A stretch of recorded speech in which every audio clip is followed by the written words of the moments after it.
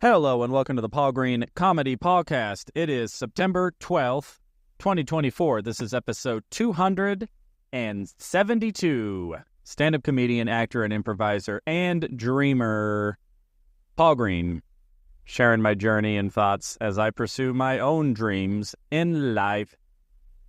And I hope whatever you are pursuing is going well. So, let's catch up on the last few days. So, tonight, actually, I had another midlife crisis comedy show at JP's Comedy Club.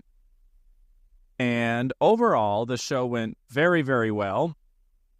We were a little concerned initially because our ticket sales and RSVPs were very low compared to other months, but fortunately, the owner did a last-minute media push, invested a lot of money in some ads, and that was very helpful because we had a huge influx of last-minute RSVPs. So overall, we had a pretty full room. So the show overall went very well. I was the first stand-up comic. So usually the format we do is there's some stand-up comedy up front, and then the second half of the show is the midlife crisis comedy show, which is entirely improvised and is all riffed off of audience members. So I was the first one to actually do stand-up, and I tried to do some material I hadn't done in a while, and I get through like my first couple of jokes, which went pretty well, and then I had a very, very rude, aggressive heckler who, while I was talking, started yelling something like very aggressively and very loud. I couldn't even hear what she was saying because I was literally in the middle of talking. It's like usually hecklers will wait until you're done, and then if they have something to say, they'll try to like squeeze their heckle in a space. This woman just started yelling right as I'm trying to talk. I literally couldn't even understand what she was saying because I was like, what the heck is going on? So I stopped, and then I had to sort of like regroup and look at who just yelled, and I tried to sort of riff with her, and she was there with a guy, and it got a little tense because they were not in a good mood. I don't know. They just had a bad vibe. And then the guy yelled something back at me, which made no sense. He goes, "I know who I am." And I'm like, what the heck is going on here? It really threw me off. And I have been doing stand-up for a long time, and I have been heckled plenty of times. Most of the time, hecklers are not actually malignant. They aren't actually trying to be disruptive. Most of the time, it's just people who are having a little bit too good of a time, and they actually genuinely want to participate, and they feel like some sort of courage, or they're drunk, and so they'll just talk back and say what's on their mind, or maybe they have a joke, or they have an opinion on what is just said, and most of the time, I do not think there is any malicious intent behind people in the audience yelling out at comedy shows. Now, are there other times when somebody in the audience is very much either unhappy or they're offended and they want to yell out because they, aren't happy with what's said, or they are actually just blatantly obnoxious? But yes, that happens as well. I find a lot of the times, though, they're just a little too excited and maybe not self-aware, and if they've been drinking, maybe they aren't as socially conscious of the people around them or how to behave appropriately in public. So, honestly, I've got a lot of sympathy for hecklers. Quite frankly, a lot of times, because the hecklers will generate some of the funniest moments of the show, because they'll yell something and make kind of a fool of themselves, and then the comic, such as myself, can riff off them and sort of playfully make fun of them and get a lot of material. So this woman heckles, and it was very abrasive and just absolutely ruined whatever it was I was talking about. It totally threw me off, and she was so loud and aggressive that I had to try to address this elephant in the room. And then I'm trying to get a feel for what it was she was saying. I tried to riff a little bit, and it was just not going anywhere. And then the tone that her boyfriend or whatever took, where he's like, "Yeah, I know who I am," or something like that. I went, "Oh, I don't know what's going on over there, but this is not going to end well for either of us if I continue to address these people." So I just dropped it. And then I just tried to regroup. I went into my next bit. And what was funny is near the end of my bit, somebody else in the audience actually calls back what the guy said. So the heckler got heckled by another heckler. And the way that he did it was actually really funny. He made a good, a well-timed punchline, and it actually didn't distract me from what I was saying. And it was kind of an audience member actually making fun of that dude, which I thought was pretty funny. So anyway, all that happens. I end my set. It didn't go great, but it went okay. So then later in the show, me and my comedy partner, Josh Novi, we come back on stage and we start the Midlife Crisis comedy show, which is where we bring audience members on stage and we interview them and then improvise songs. And we did that. That went very well. We had a great time. Some really interesting things came up in the interviews. And after the show, I was talking to the club owner, and unbeknownst to me, he actually kicked those two people out of the club because I guess after I had sort of tried to interact with them, I guess they kept sort of talking, and he said that the guy was actually kind of talking crap about me and I'm going to tone that dude up or something like that. And I just went, oh, wow. This is where we are at now, that audience members are so brazen that not only do they heckle and disrupt the show, but then they're actually going to be threatening.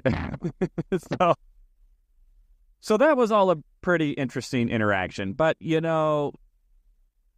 as a performer, as a stand-up comedian, I mean, it really is miraculous what we try to do, which is try to get a room of strangers who we have no idea who they are, what their background is, what their sensitivities are, and then we, try to make them laugh and then sometimes try to interact with them. And you want to know what? Sometimes it just doesn't go very well. So I'm really grateful that the owner took care of that, because some owners are a little gun shy or they're afraid to confront audience members. But this owner did the right thing and just confronted them and then kicked them out. And I'm glad he did, because they would have been nothing but trouble. I knew you were trouble when you walked in. So overall, a really successful show. Very grateful and excited, because I will be flying out to Iowa tomorrow, and I will be spending the weekend in Iowa with my buddy Josh Novi, and we have 3 shows scheduled. I am hopeful that they will all happen. There is a chance we have not had any ticket sales on one of the shows, so my suspicion is that one will probably end up being a bust.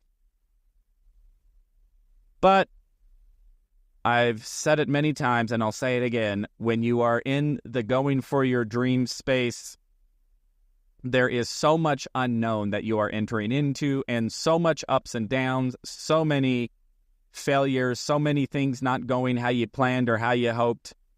And the more I am in this headspace, the more that I am convinced that being a dreamer really is nothing more than just a battle of attrition.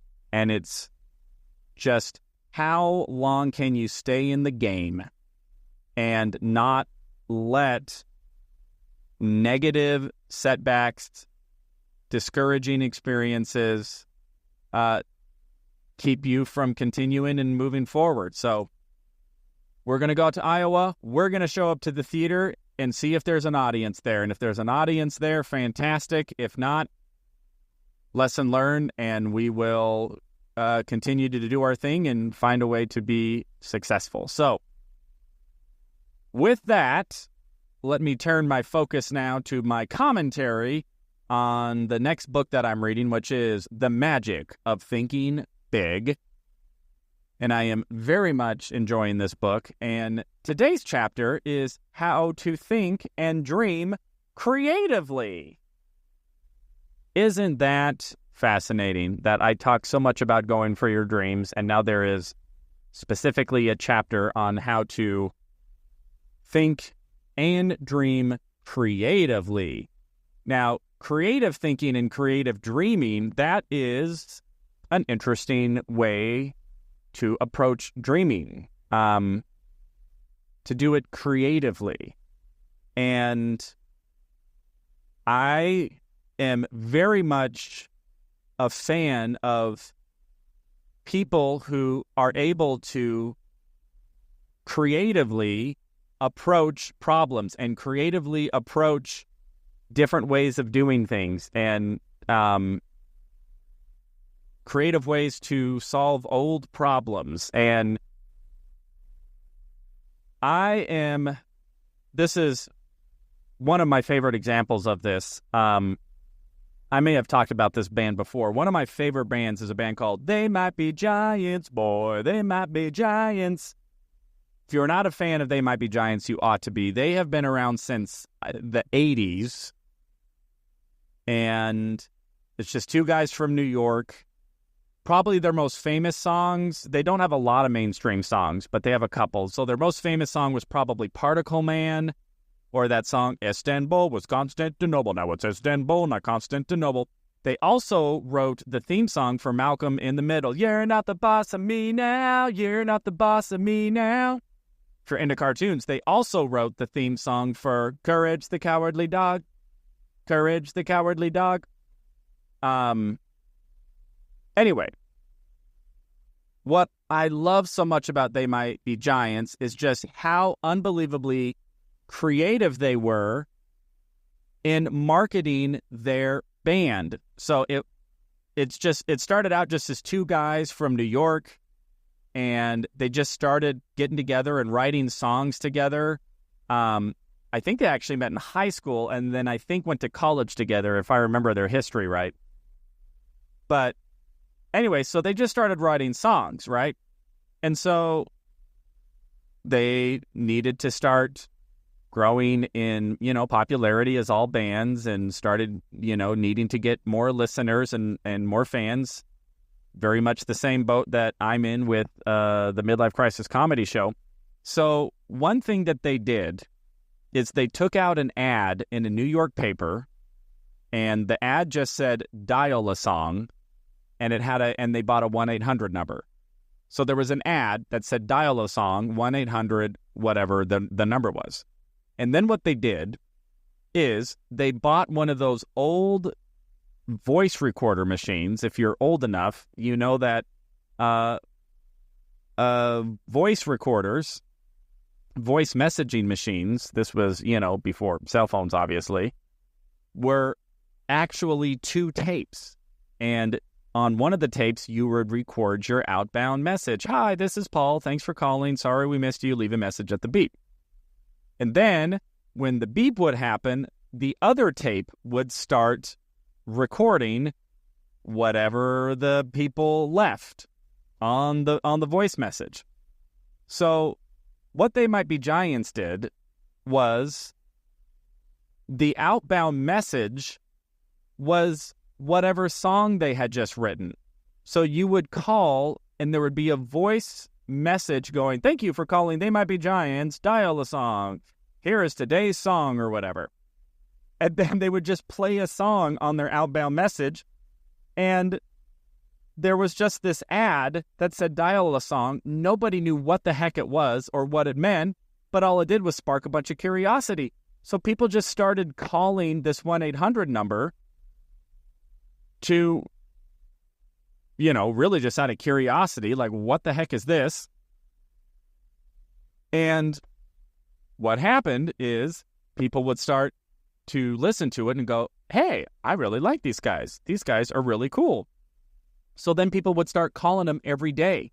Sometimes people would call them multiple times a day because, they liked the song and they wanted to listen to it again. And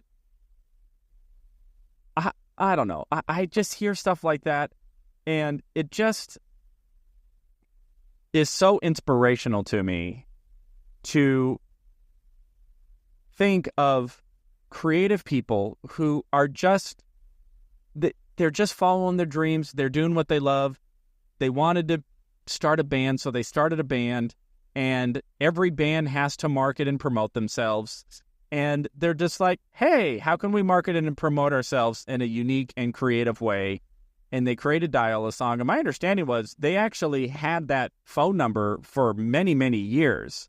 Eventually, I think once the internet came around or whatever, they eventually converted Dial a Song to online. So thinking creatively, dreaming creatively, trying to step out of the norm, trying to step out of, everybody who's trying to tell you have to do certain things a certain way, or, everybody wants that surefire formula to success. Well, if you just do X, Y, and Z, then you're definitely going to be successful. And it's like, well, guess what? I tried X, Y, Z and it didn't work. And that's probably because whoever tried X, Y, Z initially was the creative thinker, and that worked for them. But that doesn't mean it's going to work for everybody. I know I'm being kind of vague here, but you get the idea. So think and dream creatively. Whatever it is that you're going for, whatever in your heart, being willing and open to just brainstorming as many different creative, fun ways and ideas to pursue and realize that dream, I think is so crucial. And why would you want it to be any other way? I mean, that's all the fun. That's the fun is, oh my gosh, I want to do this thing. I don't know how. Now I get to go figure it out. I get to go forge my own path to get my dream. And even if what I'm going for is something that other people have accomplished, like if I want to start a band, yes, other people have started bands and been successful, so I can study what they've done, and I think there's value to that. But to me, the other fun part of that is, well, sure, that's what other people have done, but what can I come up with? What fun ideas do I have to realize my dream, to market it, to promote it, to, figure it out? Like that to me is just a huge part of what makes going for dreams worth it and fun and exciting. I mean, it would just be so boring if it was like, if it was all laid out for you. I mean, regular life is laid out for you, go to school, get this degree, go get that job, boom, boom, boom. By the way, not that there's anything wrong with that, but so anyway, those are my thoughts on thinking and dreaming creatively. All right, everybody, I am going to call it there because I have an incredibly long day tomorrow. I have got to wake up at 4 a.m. to get to the airport. and fly out to Iowa. The Midlife Crisis Comedy Show is going to have its first out-of-state show. Yay! So, I will talk to you all tomorrow from Iowa. I hope you're all doing well. Hope your dreams are coming true. Every dream can come true. All right, everybody. I love you all so much. Hope you're doing well, and I will talk to you tomorrow. This is the Paul Green Comedy PaulCast, episode 272, September 12th, 2024. Talk to you soon.